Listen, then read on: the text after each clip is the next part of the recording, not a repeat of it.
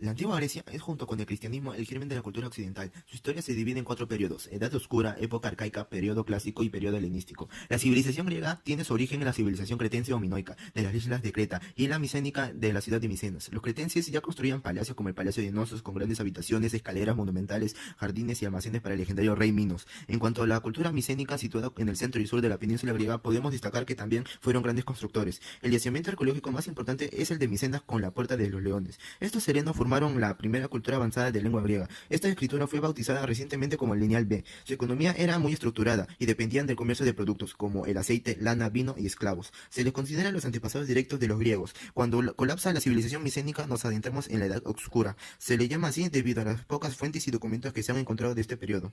Transcurre entre los años 1200 y 776 a.C.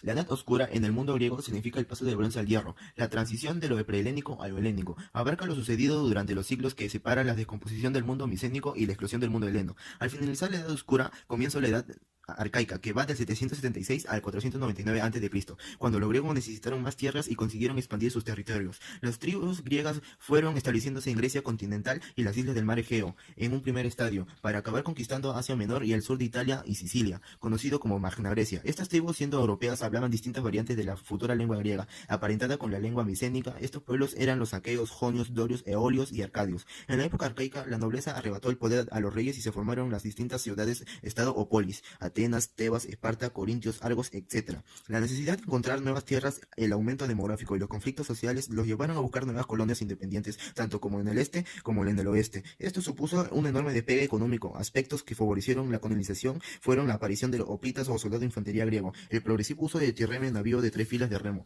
más ágil que las embarcaciones fenicias, y la introducción de la moneda para las transacciones comerciales. En la decisión de fundar nuevas colonias, así como la elección de su ubicación, jugó un papel fundamental el oráculo de Delfos. De esta manera, la cultura griega se expandió.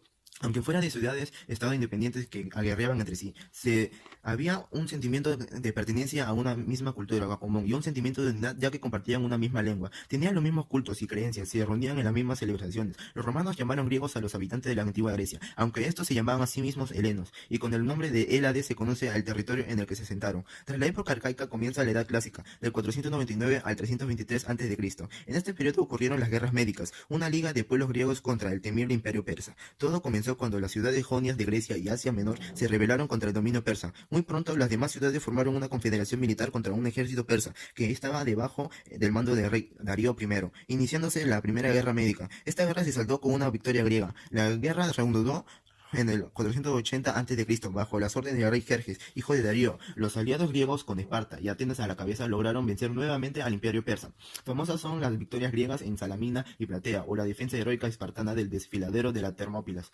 liderada por el rey Leónidas. La suerte, no solo en Grecia, sino en las civilizaciones occidentales, se había jugado en una serie de jornadas decisivas. Atenas inició una época de esplendor bajo el gobierno de Pericles, que cambió el mundo occidental. Sin embargo, pronto Esparta pretendió liberarse del poder ateniense. Espartanos y atenienses, antiguos aliados, iniciaron una larga guerra, llamada la Guerra de Peloponeso, que concluye con la derrota de los atenienses y la nueva supremacía de Esparta, aunque pronto se produciría un nuevo renacimiento de Atenas tras el debilitamiento de Esparta y su guerra contra Tebas. En su último periodo, el helenístico, del 323 al 30 a.C., Alejandro, hijo del rey Filipo II de Macedonia, heredó su padre una Grecia derrotada y acabó sometiendo al imperio persa. Sus conquistas crearon un vasto imperio desde Egipto hasta la India, ayudando a difundir la cultura griega por el Mediterráneo y gran parte del Oriente. A partir del año 200 a.C., los romanos se empiezan a apoderar de todas las zonas colonizadas por los griegos, tomando el último de los reinos de los sucesores del imperio de Alejandro, el reino de la dinastía de los Ptolomeos en Egipto, con Cleopatra como su última representante. Tras la derrota de Cleopatra y Marco Antonio en el siglo 31, en el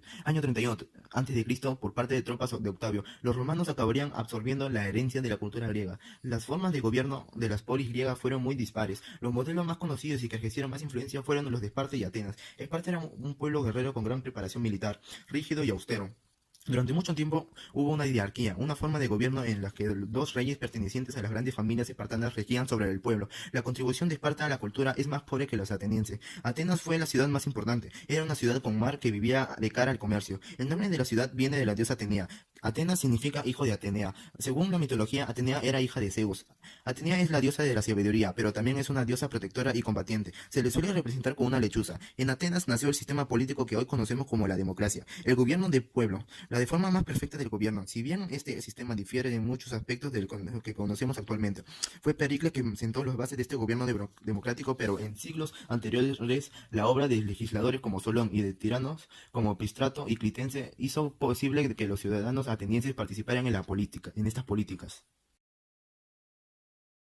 El Imperio Romano fue la tercera civilización romana. El primer periodo fue la monarquía, el segundo la república y el tercero el imperio. Resumiremos su origen. Según la tradición romana, el origen se remonta a los hermanos gemelos Rómulo y Remo, que fueron amamantados por la loba capitolina. Más tarde, Rómulo mató a Remo y fundaría la ciudad de Roma, en el Monte Palatino, convirtiéndose en el primer rey de Roma. La forma política de Roma será la monarquía, hasta que fue expulsado el último rey Tarquinio el Soberbio. Después de la expulsión del monarca, se creó un senado que decidió abolir la monarquía, convirtiendo a Roma una república. En la etapa republicana, su principal competidora fue la ciudad pública de Cartago. Las guerras púnicas obligaron a Roma a salir de sus fronteras naturales, en la península itálica, y adquirir poco a poco nuevos dominios que debería administrar, como Sicilia, Cerdeña, Córcega, Hispania y Lidia. Fue en ese momento, al comienzo mismo de la República, cuando las conocidas siglas SP, QR, el Senado y el pueblo romano se convirtió en el símbolo de Roma.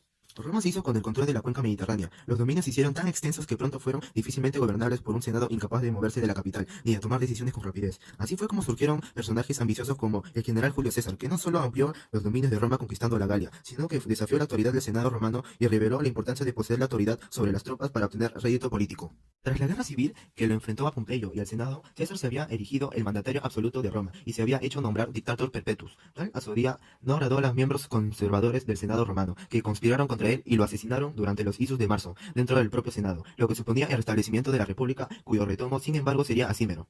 El procedente no pasó desapercibido para el joven hijo adoptivo de César, Octavio, quien se convirtió años más tarde en el primer emperador de Roma, tras derrotar en el campo de batalla primero a los asesinos de César y más tarde a su antiguo aliado, Marco Antonio, unido a la reina Cleopatra, de Egipto, en una ambiciosa alianza para conquistar Roma. A su regreso de Roma, el poder de Octavio fue enorme, tanto como lo fue la influencia sobre las legiones en el año 27 a.C. Se estableció una ficción de normalidad política en Roma, otorgando a Augusto por parte del Senado el título de Imperator Caesar Augustus, el título de emperador, que significa vencedor en la batalla. Lo convertía en el comandante de todos los ejércitos. Formalmente nunca aceptó el poder absoluto, aunque de hecho lo ejerció. Aseguró su poder manteniendo un frágil equilibrio entre la apariencia republicana y la realidad de una monarquía dinástica. Los primeros emperadores desde Augusto hasta la muerte de Nerón, es decir, entre el 27 a.C. y el 68 después de Cristo, formaron la dinastía Julio-Claudia. El reinado de Nerón se asocia comúnmente a la tiranía y a la extravagancia. Se lo recuerda por una serie de ejecuciones sistemáticas, incluyendo la de su propia madre y sobre todo a la creencia generalizada de que mientras Roma ardía en un gran incendio, él se lo contemplaba a distancia tocando la lira. Tras el periodo de 68-69, en los años de los 4 emperadores, dio paso a la dinastía Flavia. A los Flavios lo sucedieron la dinastía de los Antoninos, que trajeron la época dorada. En esta época, a lo largo del siglo II, el imperio alcanza su máximo esplendor. Destacar la figura del emperador Trajano, nacido en Hispania. Fue el primer emperador romano nacido en una provincia de Roma, un gobernante eficaz y querido por su pueblo. Bajo su reinado, el imperio alcanzó su máxima expansión. El último de los llamados 5 buenos emperadores de la dinastía antonina fue Marco Aurelio, al que sucedió su hijo natural Comodo, con el que reaparecería muchos de los problemas previamente presentes en cuanto a sucesiones e inestabilidad. Tras el asesinato de Comodo por su guardia pretoriana, el imperio se sumió a una época de confrontación civil, tras la que asumió al tramo VII Severo, quien instauró la dinastía Severa, que termina con Alejandro Severo. Después entramos a lo que se conoce con la crisis del siglo III, en un periodo de 50 años de duración. En este periodo de profunda crisis, durante el cual se producen fuertes presiones de los pueblos exteriores y una fuerte crisis política, económica y social en el interior del imperio, tras una fase de anarquía militar en la que la seguridad y la unidad del imperio se habían visto gravemente comprometidas. Diferentes emperadores de origen ilírico y denubiano lograron reunificar el imperio y sentar las bases para establecer la situación. Esta crisis se estabiliza con el ascenso de Diocleciano, que llevó a cabo un importante programa de reformas. El emperador Diocleciano comprendió que el imperio era demasiado vasto para gobernarlo en circunstancias tan grandes y decidió trocearlo. Esta época es conocida como el tetrarquía, o gobierno de cuatro. Implicaba en que el gobierno se repartía geográficamente entre 4 gobernantes. Este sistema fue útil mientras estuvo al mando, pero colapsó en el momento en que este abdicó. La gran persecución de Diocleciano fue la última y quizás la más sangrienta persecución de cristianos en el Imperio Romano. El sistema de la tetrarquía desembocó en una lucha entre gobernantes en la que solo podía quedar en el emperador. Este fue Constantino el Grande, legalizador de la religión cristiana, por medio de edictos de Milán, en el año 313. Convocó el primer concilio ecuménico universal en Nicea, en el año 325. En este concilio se unifican los dogmas y se siente sientan las bases del credo oficial. Se considera que este fue esencial para la expansión de la religión. Constantino fue el primer emperador cristiano. En esta etapa se produce el traslado de la capitalidad del imperio a la antigua ciudad de Bizancio, reconstruida y ampliada por la decisión del emperador que pasó a denominarse Constantinopla. El imperio poco a poco fue entrando en declive. El emperador Teodosio I hizo la religión católica la religión oficial del imperio. Tras su muerte en el año 395 llega la división administrativa del imperio romano en dos mitades, repartidas entre sus dos hijos. Arcadio recibió el imperio de Oriente y Honorio recibió el de Occidente. El imperio occidente terriblemente devastado tras las incansables incursiones bárbaras y el malestar social por mala gestión de las tierras desapareció en el año 476, fecha en la que se inicia la Edad Media. El imperio romano de Oriente perduró cerca de 1000 años más.